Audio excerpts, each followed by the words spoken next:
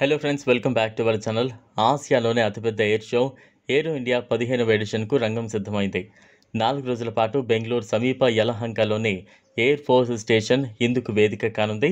రక్షణ మంత్రి రాజ్నాథ్ ప్రారంభించే ఈ ప్రతిష్టాత్మక కార్యక్రమంలో ప్రపంచంలోనే అత్యంత అధునాతన 5వ తరం యుద్ధ విమానం, రష్యా తయారీ Su-57, అమెరికాకు చెందిన F-35 లైట్నింగ్ II ప్రత్యేక ఆకర్షణగా నిలవనున్న ఈ వివరాలను ఆదివారం రక్షణ శాఖ వెల్లడించింది. మొత్తం 42,000 చదరపు మీటర్ల విస్తీర్ణంలో 150 విదేశీ కంపెనీలు సహా మొత్తం 900 ఎగ్జిబిటర్లతో అతిపెద్ద ఏరో ఇండియా కార్యక్రమంగా నిలవనుంది. ఈ ఎడిషన్ను ది రన్వే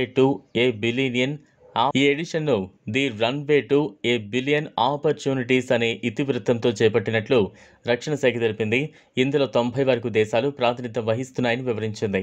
సుమారు 30 దేశాల రక్షణ మంత్రులు, వారి ప్రతినిధులతో పాటు మరో 43 దేశాల నుంచి వైమానిక దళాధిపతులు, కార్యదర్శులు హాజరవుతారని తెలిపింది. భారత వాయుసేనకు యుద్ధ విమానాలు డెలివరీ కావడంలో జాప్యంపై ఐఏఎఫ్ అధిపతి air chief marshal AP Singh అసంతృప్తి వ్యక్తం చేశారు. సాంకేతికతను ఆలస్యం చేయడం అంటే దాన్ని తిరస్కరించడంతో సమానమని పేర్కొన్నారు.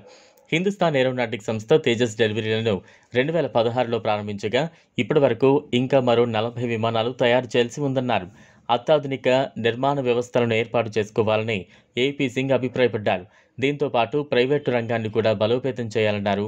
ఆర్డర్లు కోల్పోతామనే భయం నిర్మాణ రంగ సంస్థలకు ఉండాలన్నారు. లో మాట్లాడుతూ ఈ వ్యాఖ్యలు చేశారు.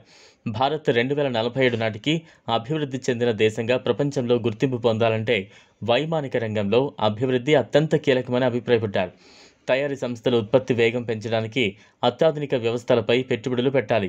వారి మానవ వనరుల నైపుణ్యాలకు మెరుగులు దిద్దాలి.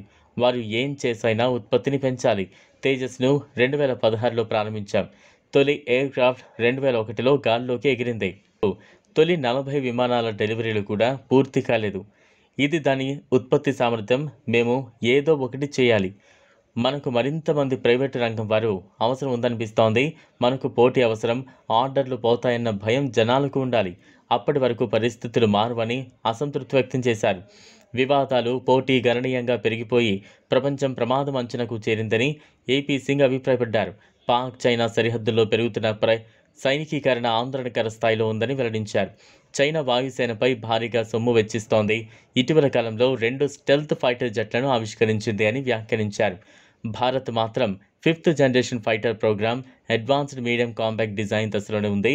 చైనా తన అత్యాధునిక J-36 యుద్ధ విమానానికి వైట్ ఎలిఫెంట్ అని పేరు పెట్టింది.